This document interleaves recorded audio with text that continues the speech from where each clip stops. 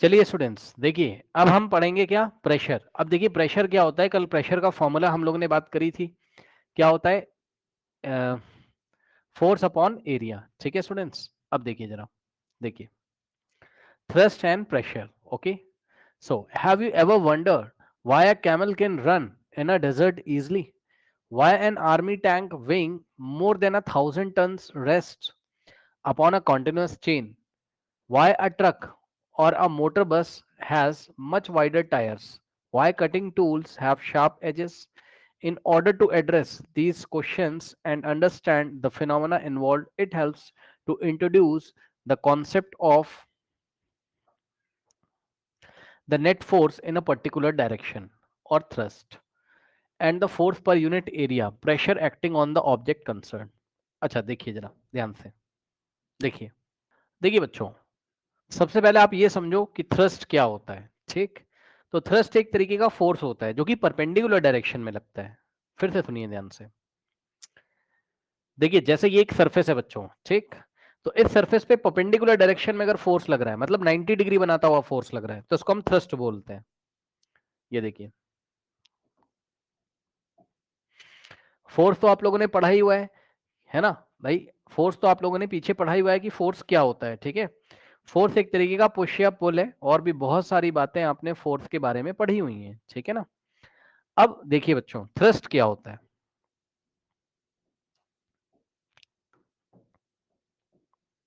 देखिए थ्रस्ट क्या होता है,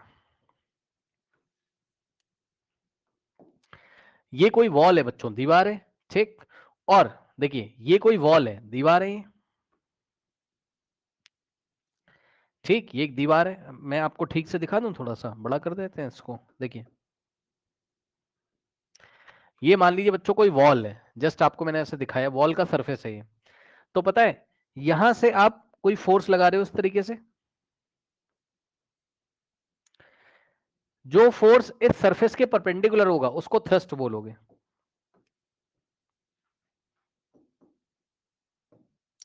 ये जो फोर्स आपने लगाया बच्चों, ये दीवार के साथ 90 डिग्री का बना रहा है। क्या आप ये बात समझ सकते हो? ये देखिए बच्चों, ये दीवार है, वॉल, ये वॉल है, और वॉल पे ये ऐसा फोर्स की डायरेक्शन है, ये 90 डिग्री दिख रहा है। यहां एंगल देखिए 90 बन रहा है, ये देखिए। ठीक, ये फोर्स, ये जो पेन है ये किसको दिखा रहा है, फोर्स की डायरेक्शन को, और ये सरफेस एरिया है। तो देखिए ये सरफेस एरिया और फोर्स की डायरेक्शन के बीच में एंगल कितना बन रहा है यहाँ पे, 90 डिग्री। ठीक, तो जब फोर्स 90 डिग्री पे लगता है किसी एरिया पे, तो उसको थ्रस्ट बोलते हैं। ठीक, थ्रस्ट क्या होता है, force acting in a particular direction या force acting perpendicular to the surface. Thrust क्या होता है आपका, force acting perpendicular to the surface area, to the given surface area.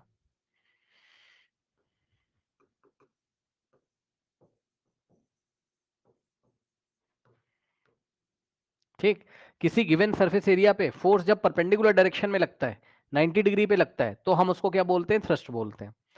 तो हम उसको क्या बोलते हैं, थ्रस्ट बोलते हैं। ठीक, ओके। देखिए बच्चों, ये ऐसा सरफेस एरिया है, अगर आप ऐसा 90 डिग्री पे नहीं लगाओगे, तिरछा फोर्स लगाओगे, ये थ्रस्ट नहीं है।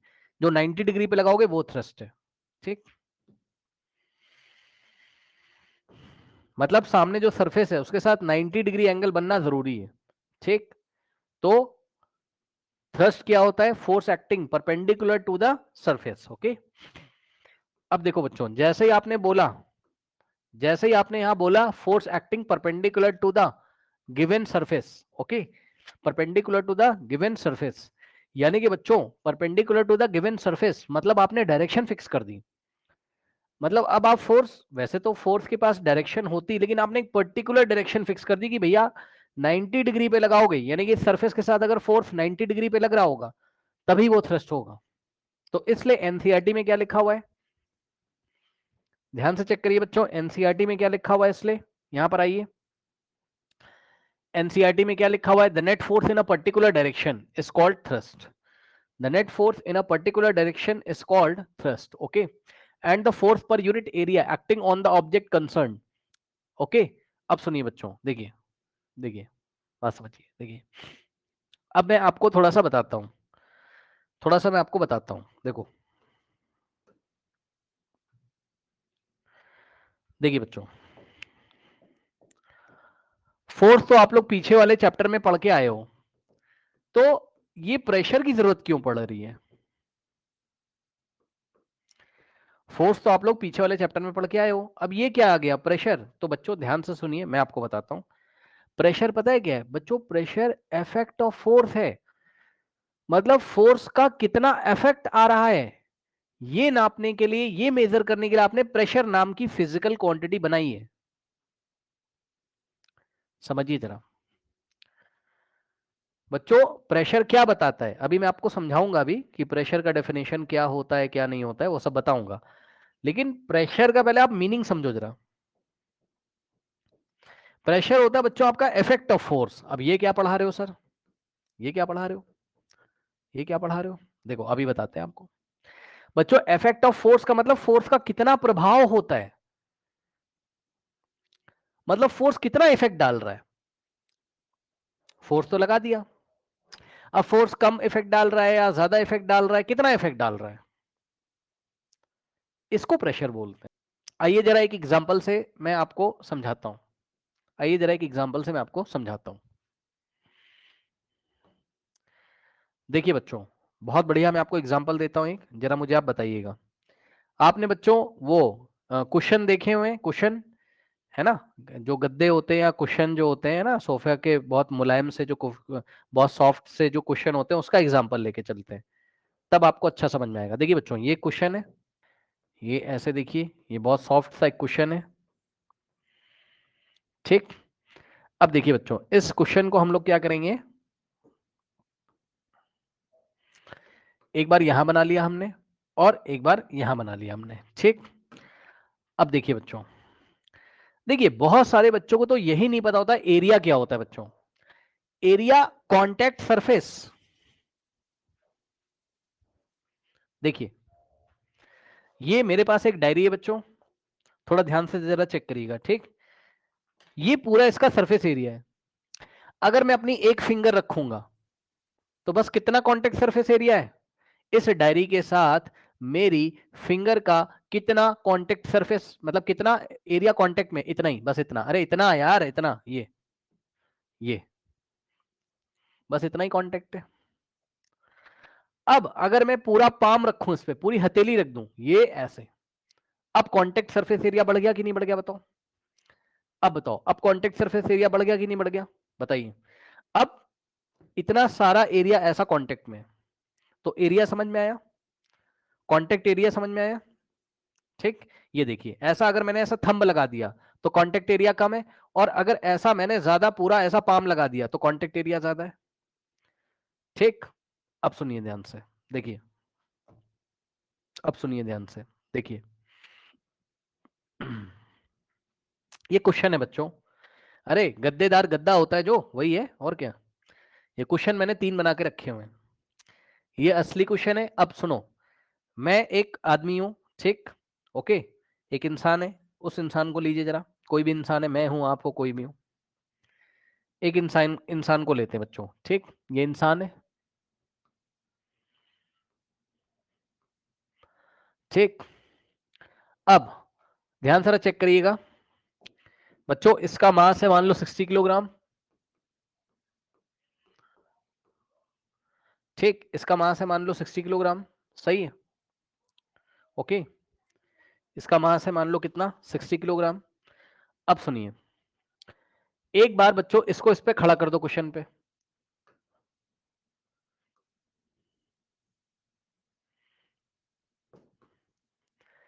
एक बार इसको क्वेश्चन पे ऐसा खड़ा कर दो, और एक बार इसी बंदे को क्वेश्चन पे ऐसा लेटा दो, कह दो भैया लेट जाओ इस क्वेश्चन पे, ये लेट गया।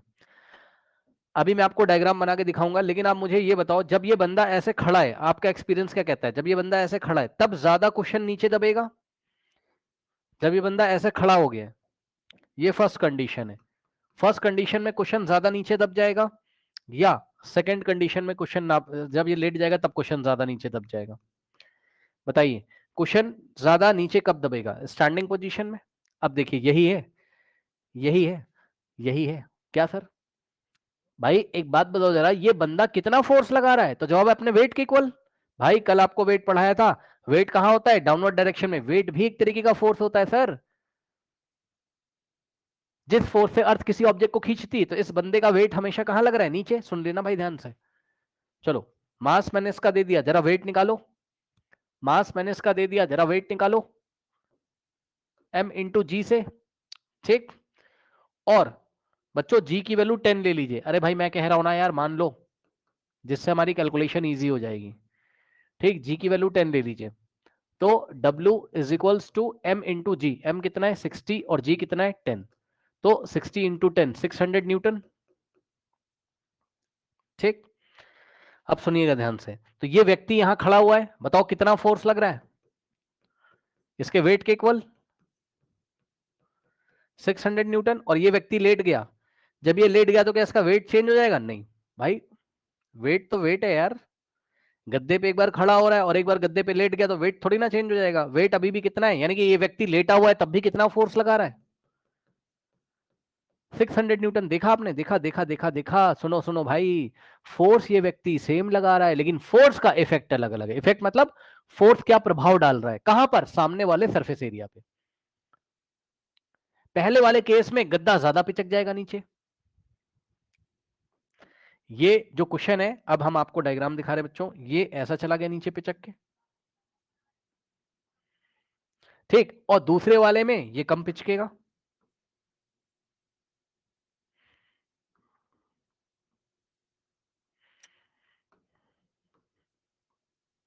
ये ज्यादा अंदर नहीं जाएगा। तो बताओ, यहां भी फोर्स उतना ही है, यहां भी फोर्स उतना है। ध्यान सुन लेना।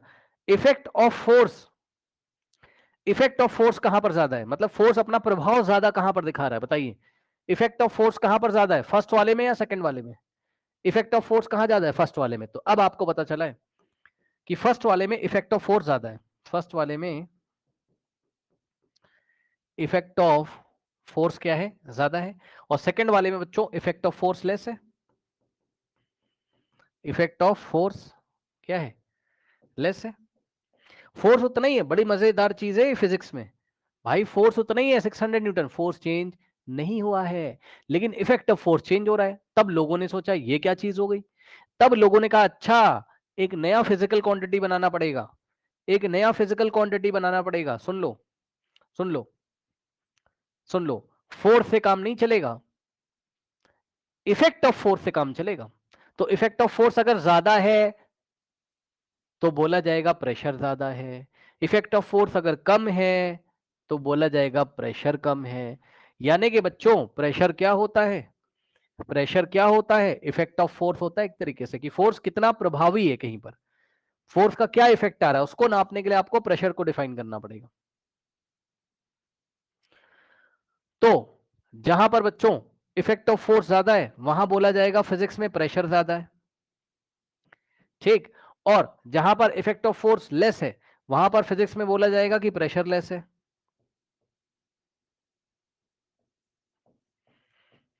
वहां पर बोला जाएगा प्रेशर क्या है? लेस है। अब ये क्या चल रहा है? तो यहां पर पता है क्या चल रहा है बच्चों? कांटेक्ट एरिया की बात हो रही। अब मुझे बताओ, जब ये बंदा खड़ा है तो इसके पैर का जो एरिया है दोनों, कांटेक्ट एरिया, यहां पर कांटेक्ट एरिया को मैं ए से दिखा रहा हूं, सुन लो ध्यान से। कांटेक्ट एरिया को मैं किससे दिखा रहा हूं? ए से।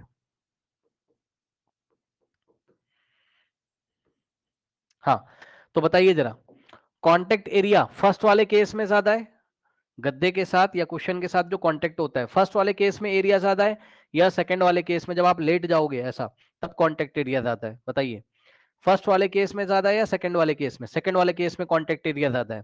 भाई जब आप लेट जाओगे तो आपका पूरा बैक और सब हिप्स वगैरह, लेग्स वगैरह सब गद्दे के कांटेक्ट में होंगे, यानी कि यहां पर एरिया क्या है? मोर, एरिया मोर। ठीक। और यहां पर कांटेक्ट एरिया लेस। यहां पर कांटेक्ट एरिया, भाई केवल आपके जो पैर के पंजे हैं, है ना, जो आपके पैर का जो निचला पोर्शन है, ठीक है, केवल आपके जो फुट है केवल वो ही क्या कहते हैं कुशन के कांटेक्ट में, तो यहाँ कांटेक्ट एरिया कम है फर्स्ट वाले केस में, और सेकंड वाले केस में कांटेक्ट एरिया ज्यादा है, पूरा बैक, पूरे हिप्स और पूरे लेग्स वगैरह सब कुछ यहाँ कांटेक्ट में, तो यहाँ एरिया मोर और यहाँ पर एरिया लेस। अब देख लो भैया आपके सामने, अब देख लो आपके सामने, अगर एरिया लेस है, कांटेक्ट एरिया लेस है, तो इफेक्ट ऑफ फोर्स कैसा आता है? मोर आता है, ज्यादा आता है। और अगर एरिया मोर है, अगर एरिया मोर है तो इफेक्ट ऑफ फोर्स लेस आता है। तो देखा आपने, फोर्स आपने लगाया, केवल इस बात पे डिपेंड नहीं करता है कि फोर्स कितना लगाया गया, इस बात पे भी डिपेंड करता है कि कितने कांटेक्ट एरिया में फोर्स लगाया गया, तब फोर्स का इफेक्ट निकल के आएगा, तब प्रेशर का इफेक्ट निकल के आएगा। तो ध्यान से सुनिए बच्चों, पर यूनिट एरिया पे, पर यूनिट एरिया का मतलब 1 यूनिट एरिया, 1 यूनिट एरिया पे लगने वाले फोर्स को ही प्रेशर बोलते हैं। क्या सर, क्या सर, क्या सर? सुनो सुनो सुनो सुनो, प्रेशर क्या है? Pressure is defined as, pressure is defined as force acting per unit area. Pressure is defined as force acting per unit area. Force acting per unit area. सही है? Okay, pressure is defined as force acting per unit area. ठीक, pressure को कैसे define करोगे? 1 unit area पे कितना force लग रहा है, यदि 1 यूनिट एरिया पे ज्यादा फोर्स लग रहा है तो प्रेशर ज्यादा, यदि 1 यूनिट एरिया पे कम फोर्स लग रहा है तो प्रेशर कम। देखिए बच्चों, a force acting on a unit area, ध्यान सुन लेना भाई, force acting on a square unit area, A square unit area. ठीक, सुनिए ध्यान से, ए स्क्वायर यूनिट एरिया पे फोर्स मान लो कितना लग रहा है? F Newton's. ठीक, एफ न्यूटन्स। भाई कोई ए एरिया है, मैं आपको डायग्राम में दिखा दूं, मान लो ये टोटल एरिया ए, ये जो शेडेड रीजन है, ठीक, ये जो शेडेड रीजन है इसका एरिया ए है। तो वही मैं आपसे कह रहा हूं, मैं कह रहा हूं कि मान लो कि ए स्क्वायर यूनिट एरिया पे फोर्स कितना लग रहा है? एफ। तो आप लोगों ने यूनिटरी मेथड पढ़ा है क्लास 8 में? नहीं पढ़ा है तो ध्यान से सुन लो, मैं आपको बताता हूं। Force acting on a square unit area is equal to F newtons. तो फोर्स एक्टिंग ऑन ए को 1 कर दो, एरिया को 1 स्क्वायर यूनिट कर दो, कितना? 1 स्क्वायर यूनिट कर दो, तो 1 स्क्वायर यूनिट एरिया पे लगने वाला फोर्स कितना हो जाएगा? एफ। सुन लो ध्यान से भाई, सुन लो सभी बच्चे, सभी बच्चे सुने, मैथ्स कैसे लगाएंगे इसमें देखिए, जैसे ही एरिया को 1 करोगे ये एरिया आके इधर डिवाइड कर देगा, तो 1 यूनिट एरिया पे कितना फोर्स लगेगा? एफ बाय ए। और सुनो, देखा आपने, force acting on a square unit area, A square unit area पे कितना फोर्स लग रहा है? F Newton. तो 1 यूनिट स्क्वायर एरिया पे कितना लगेगा? जैसे ही इसको 1 करोगे ये ए आके इधर डिवाइड कर देगा, इसको यूनिटरी मेथड बोलते हैं। ठीक, ए स्क्वायर यूनिट एरिया पे एफ फोर्स है, तो 1 स्क्वायर यूनिट एरिया पे कितना फोर्स लगेगा? एफ बाय ए। और सुनो ध्यान से भाई, अभी तो बताया है क्या कि 1 यूनिट स्क्वायर एरिया पे, 1 का मतलब पर यूनिट स्क्वायर एरिया या पर यूनिट एरिया, ठीक है, तो पर यूनिट एरिया पे लगने वाले फोर्स को क्या बोलते हैं? प्रेशर। पर यूनिट एरिया पे लगने वाले फोर्स को क्या बोलते हैं? प्रेशर। तो प्रेशर का फॉर्मूला क्या बना? यही तो भाई, ये जो लेफ्ट हैंड साइड लिखा है यही तो प्रेशर का डेफिनेशन है, तो इसकी जगह प्रेशर लिख दो। Force acting on 1 square unit area ही तो प्रेशर होता है, तो प्रेशर का फॉर्मूला क्या बना? एफ बाय ए। और कल की क्लास में मैंने आपको याद कराया था कि एफ को किस में लोगे? न्यूटन में, और एरिया को लोगे मीटर स्क्वायर में, तो न्यूटन पर मीटर स्क्वायर को पास्कल बोलते हैं। ठीक, अब यहां से आप देख रहे हो, अगर हम फोर्स को कांस्टेंट कर दें, यहां पर देखिए, वापस आइए यहां पीछे, अगर हम क्या करें, फॉर्मूला भी आपने पढ़ा, P is equals to F by A, अगर हम फोर्स को कांस्टेंट कर दें, फोर्स फिक्स हो गया, ये देखो यहां भी 600 न्यूटन और यहां भी 600 न्यूटन, दोनों जगह फोर्स फिक्स है। तो फोर्स अगर फिक्स है तो क्या होगा, pressure is inversely proportional to area. ये लीजिए, इनवर्सली का क्या मतलब होता है, जहां पर एरिया ज्यादा होगा वहां प्रेशर कम होगा। चेक कर लो, एरिया ज्यादा तो प्रेशर कम, जहां पर कांटेक्ट एरिया कम होगा वहां प्रेशर ज्यादा होगा, जहां पर एरिया कम होगा वहां प्रेशर ज्यादा होगा, यहां पर कांटेक्ट एरिया कम और प्रेशर ज्यादा। ठीक, अब एक बात बताता हूं मैं आपको, थोड़ा गौर करिएगा जरा। ठीक, थोड़ा गौर करिएगा जरा, ध्यान से सुनिए जरा, देखिए थोड़ा गौर करिएगा। पता है बच्चों, अब थोड़ा हिंदी में अच्छी तरीके से समझिए। यहां पर 600 न्यूटन इतने सारे एरिया में डिस्ट्रीब्यूटेड है, सोचो भाई सोचो, यही तो बता रहा हूं। 600 न्यूटन फोर्स है, वो इतने सारे एरिया में डिस्ट्रीब्यूटेड है।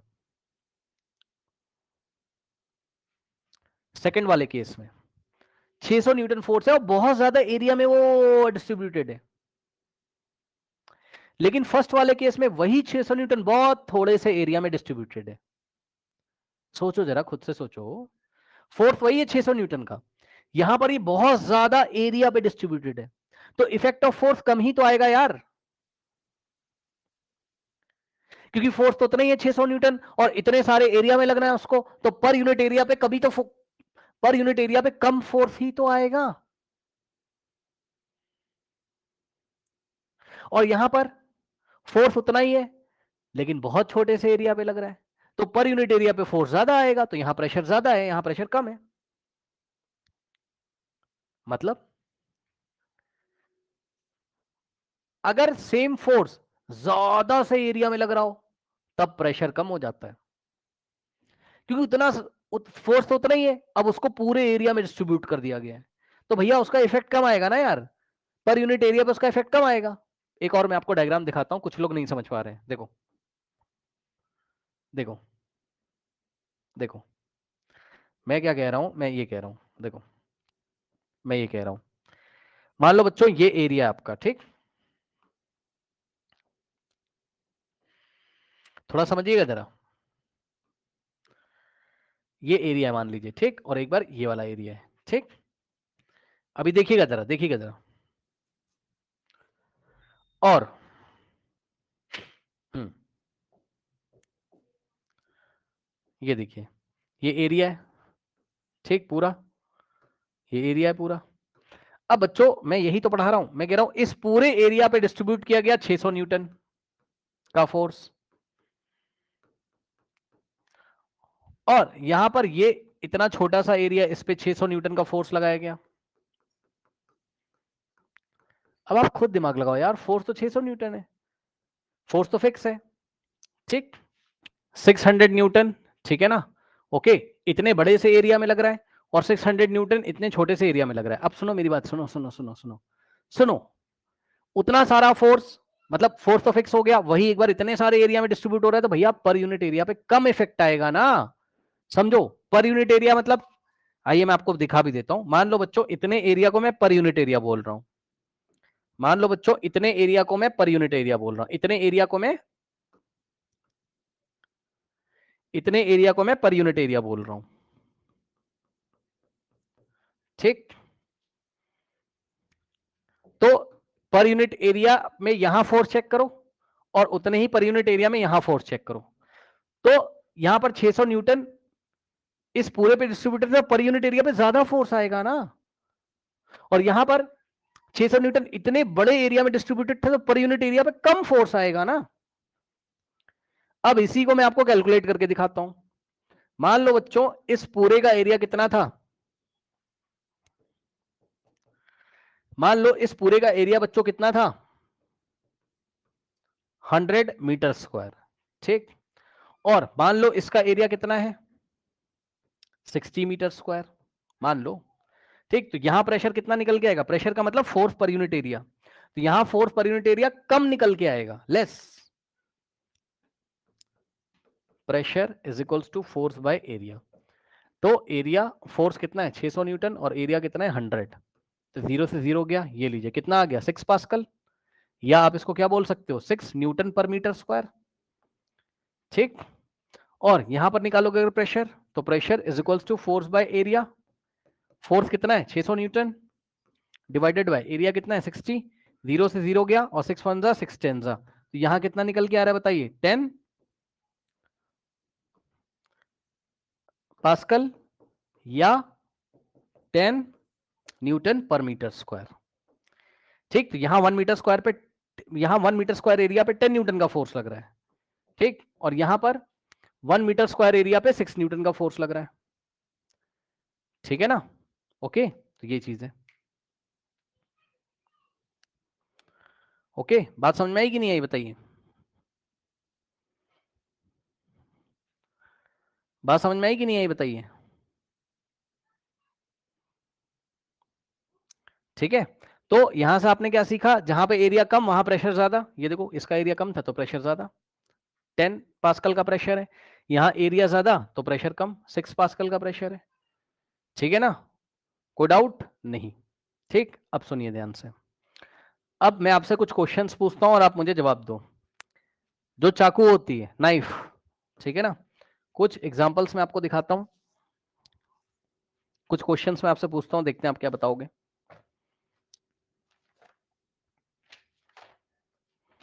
कुछ क्वेश्चंस मैं आपसे पूछता हूं, देखते हैं आप क्या बताओगे। क्वेश्चन पूछता हूं, चलिए बताइए बच्चों, जो चाकू होती नाइफ, नाइफ को बहुत ही शार्प क्यों किया जाता है, बहुत पतली उसकी धार क्यों बनाई जाती है। भाई चाकू आपने देखी ना, ये चाकू है इस तरीके से, नाइफ ये इस तरीके से मान लो, तो इसकी धार यहां से बहुत पतली क्यों होती है। धार पतली होने से क्या फायदा होता है,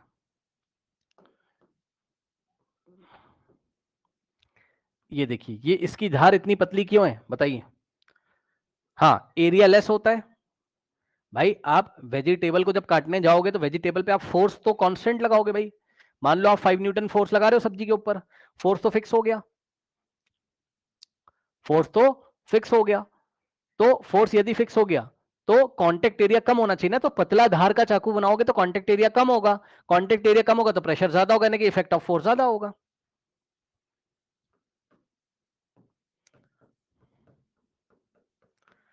यहां देखिए सब्जी रखी हुई है कोई, मान लीजिए कोई सब्जी है यहां पर, और इस सब्जी को आपको काटना है, इसको कट करना है, तो जब चाकू से इसको कट करोगे, ठीक है, तो क्या होगा बताइए। भाई ये देखिए, ये जो इसका शार्प एरिया है, ये देखिए ये वाला एरिया कैसा है, लेस है। ठीक, ये एरिया कैसा है, लेस है। तो यदि एरिया लेस है तो क्या होगा, फोर्स पर यूनिट एरिया का इफेक्ट ज्यादा आएगा, या आप कह सकते हो प्रेशर ज्यादा आएगा, फोर्स का इफेक्ट ज्यादा आएगा। सोच सकते हो आप इस चीज को। तो यहां पर आपको ज्यादा प्रेशर लगाना है तभी तो सब्जी कटेगी ना। तो प्रेशर ज्यादा लगाने के लिए क्रॉस सेक्शन, प्रेशर ज्यादा लगाने के लिए कांटेक्ट एरिया कम करना पड़ेगा आपको। ठीक,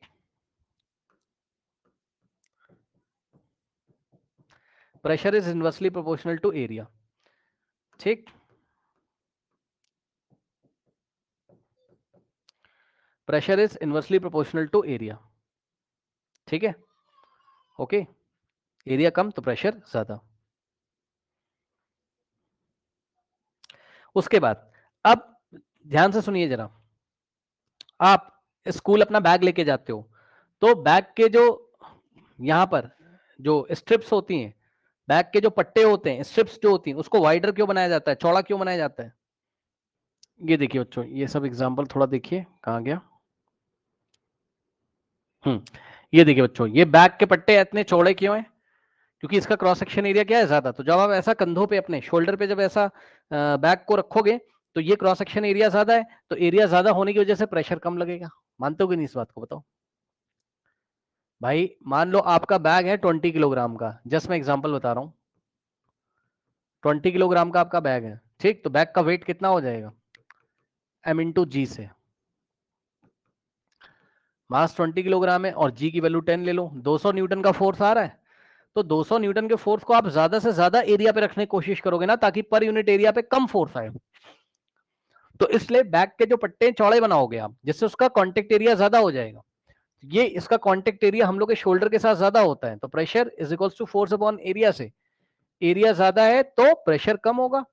प्रेशर कम होने का मतलब है फोर्स का इफेक्ट कम होगा, तो आपको थोड़ा हर्ट कम होगा, यानी कि आपको हर्ट थोड़ा कम होगा। ठीक, ओके। नाउ अगला देखिए, शार्प नाइफ वाला बता दिया। Tip of a needle is sharp. सुई की नोक बहुत पतली क्यों होती है? सुई की नोक बहुत पतली क्यों होती है? हाँ, सुई की नोक बहुत पतली क्यों होती है बताइए? ये सुई की नोक बहुत पतली क्यों होती है? क्योंकि इसका क्रॉस सेक्शन एरिया कैसा होगा? कॉन्टेक्ट एरिया कम। तो जैसे ही आप सुई को ऐसा कपड़े में डालते हो, ठीक है, तो प्रेशर ज्यादा लगेगा क्योंकि क्रॉस सेक्शन एरिया कम है। बात समझ में आई कि नहीं आई? ठीक है ना, ओके।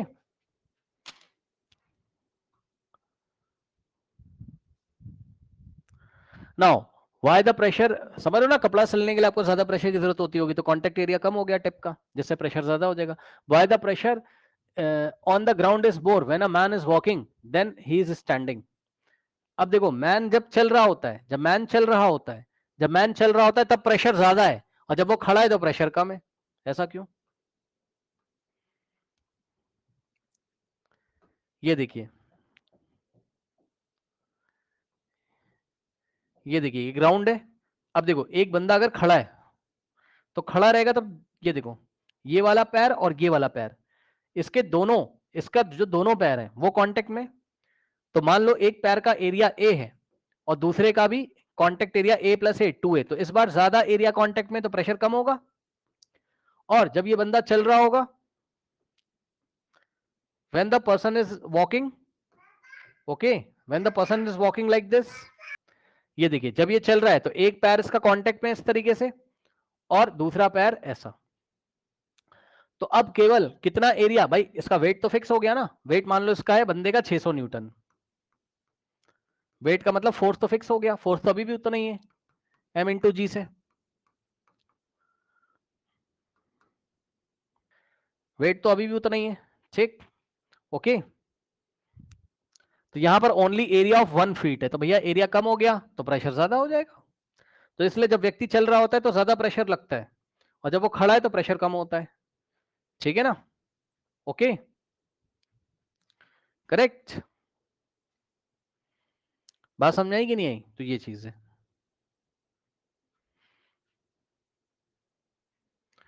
नेक्स्ट इज,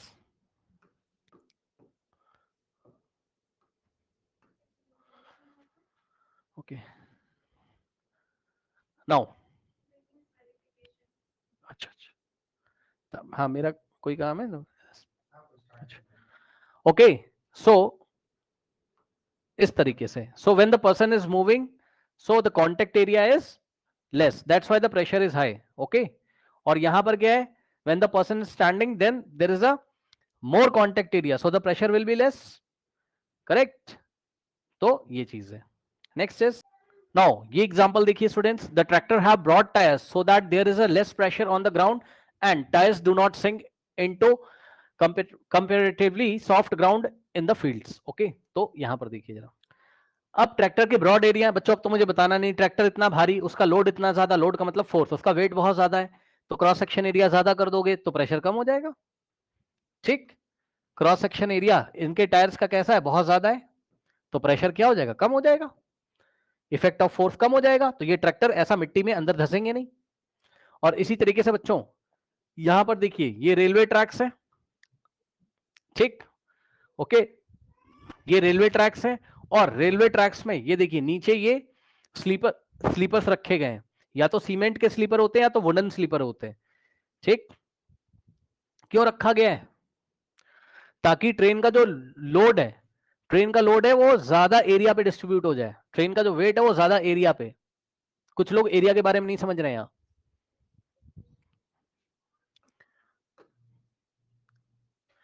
ये देखिए,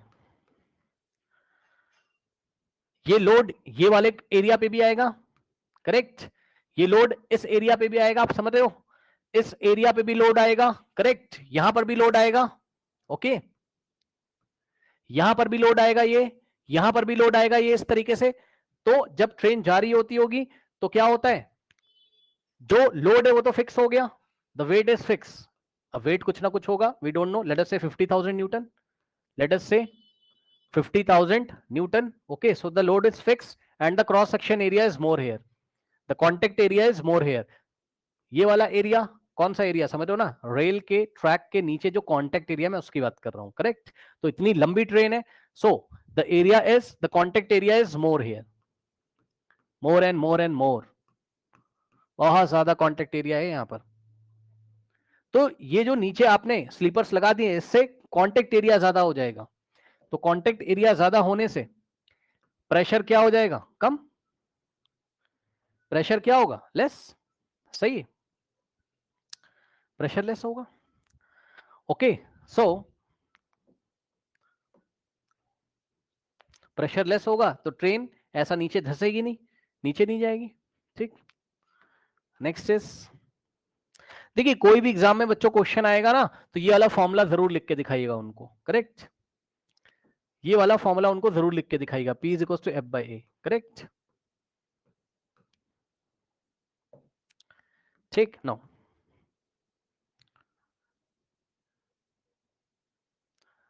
now it is easier to walk on soft sand if we have flat shoes rather than shoe with sharp heel, okay, correct।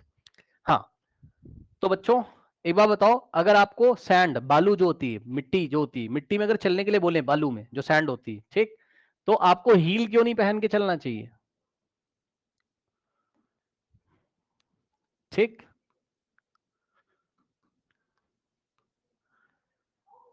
ये हील है, देखिए इसकी, ये बच्चों हील है, हील अगर पहन के चलोगे, और ये देखिए फ्लैट शूज हैं, ये कैसे फ्लैट शूज है, ये ऐसे नीचे से, अरे समझ जाना, ये फ्लैट है पूरा, तो फ्लैट होगा तो कांटेक्ट एरिया ज्यादा होगा, और हील में केवल इतना, और ये वाला एरिया बस कांटेक्ट में होगा, यानी कि एरिया लेस होगा, तो यहां प्रेशर ज्यादा होगा और यहां प्रेशर कम होगा।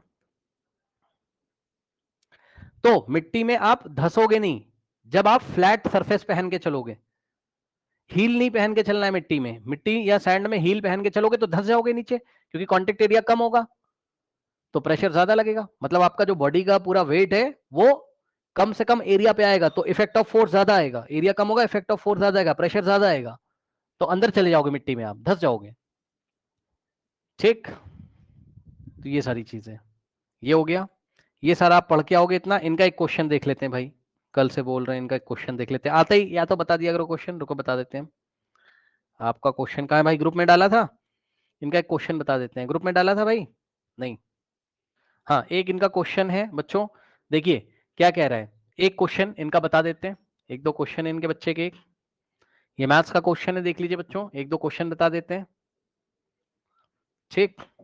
देखिए 2 to the power x is equals to 4 to the power y is equals to 8 to the power z, okay, and 1 upon 2x plus 1 upon 4y plus 1 upon 4z is equals to 4, then value of x की value उसने मांगी आपसे, ठीक है, तो ऐसा है, so 2 to the power x is equals to 4 to the power y is equals to 8 to the power z, okay, and 1 upon 2x plus 1 upon 4y plus 1 upon 4z is equals to 4 है, तो find the value of x, ठीक है। अब देखिए 2 की power कितना रखने पर, अच्छा ये बात भी, तो वेरिएबल वैल्यूज हो जाएंगी, लेट मी चेक इट, 2 2 जा 2 3 जा, है ना, ऐसे हिट एंड ट्रायल से तो होगा नहीं है, हिट एंड ट्रायल से तो होगा नहीं है, या तो लॉग लगा कर होगा, लॉग आपके सिलेबस में है नहीं, ठीक है। एक काम करो, एक काम करते हैं हम लोग, पता है क्या, सुनिए ध्यान से, एक काम करते हैं, देखिए लॉग लगा के तो आपके सिलेबस में नहीं, नहीं तो मैं कर देता, लॉग लगा के छोड़ो, आप ऐसे करो, देखो जो आपके सिलेबस में वो देखिए, देखिए बच्चों आप क्या करो, ये 2 की पावर x को तो ऐसे रहने दो, यस सर, ठीक है, 4 को ब्रैकेट में लिख लो, कोई दिक्कत नहीं होनी चाहिए, ठीक, उसके बाद 8 को ब्रैकेट में लिख लो, कोई दिक्कत नहीं होनी चाहिए, ठीक। अब सुनो बच्चों, यहां से 2 की power x is equal to, अब बताओ 4 को क्या लिखोगे, 2 का स्क्वायर, और पावर y 8 को क्या लिखोगे, 2 की पावर 3 और पावर z, ठीक, तो यहां से होगा 2 to the power x is equals to, अब बताओ ये पावर मल्टीप्लाई हो जाएंगी भाई, इतना तो पढ़ा होगा ना, 2 की पावर 2 इंटू वाई 2y, और 2 की पावर 3 इंटू वाई 3y। अब सुनो, सॉरी 3 इंटू जेड 3z। अब सुनो, पता है एक रूल होता है, अगर बेस सेम दिखाई पड़ रही है तो पावर इक्वल हो जाती है। सुन लो भाई, अगर बेस सेम दिखाई पड़ रही हैं तो पावर इक्वल हो जाती है, तभी तो मैंने बेस सेम किया है, 2 2 2 तो पावर इक्वल हो जाएगी, यानी कि x is equals to 2y, x is equals to 2y, और यहाँ पावर में 3z है, तो ये आपस में तीनों इक्वल हो गए। सही है। अब सुनो, बस हो गया काम, क्या दिक्कत है भाई, हो गया, सवाल खत्म। देखो कैसे सवाल खत्म, देखो बात समझना। देखो बच्चों, x किसके इक्वल है, 3z के इक्वल है, जरा समझिएगा।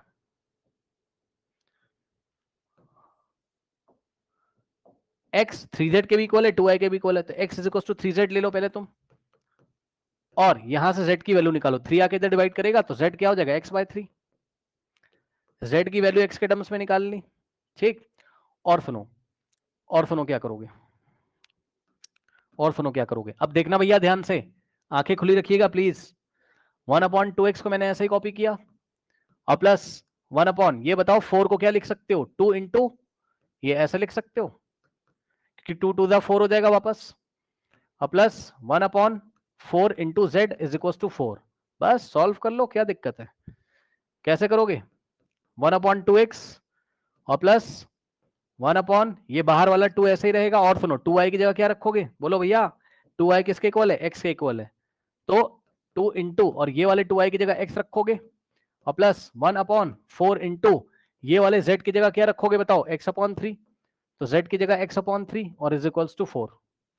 ठीक, तो यहां से हो जाएगा बच्चों 1/2x और प्लस 1/2 इंटू एक्स 2x, और प्लस ये वाला 3 ऊपर जाएगा, 3 इंटू 1 3 अपॉन में 4 into X 4x is equals to 4। ठीक, उसके बाद अब ध्यान दें बच्चों, अब तो कुछ नहीं करना, 4x 2x और 4x का एलसीएम कितना आ जाएगा, 4x। ठीक, तो 4x को 2x से डिवाइड करोगे 2 आएगा, तो ये 2 से मल्टीप्लाई होगा, 2 इंटू 1 2, और प्लस 4x को 2x से डिवाइड करोगे तो 2 आएगा, 2 1 2, और प्लस 4x को 4x से डिवाइड करोगे 1 आएगा, 3 इंटू 1 3 इज इक्वल्स टू 4। अब यहां से क्या आ जाएगा, 2 प्लस 2 4, 4 प्लस 3 7, तो 7 अपॉन में कितना हो जाएगा, 4x इज इक्वल्स टू 4। ठीक, अब सुनो, अब क्रॉस मल्टीप्लीकेशन कर लो, तो 7 इज इक्वल्स टू 4x, जाके इधर 4 में मल्टीप्लाई करेगा, यहां से 7 इज इक्वल्स टू 4 4 जा 16x, तो 16 यहां मल्टीप्लाई, इधर आके डिवाइड, तो x इज इक्वल्स टू 7/16 आ गया। लीजिए, जो भी ऑप्शन है टिक कर लेना, जो भी ऑप्शन है टिक कर लेना। ठीक, 7/16 option is the correct option.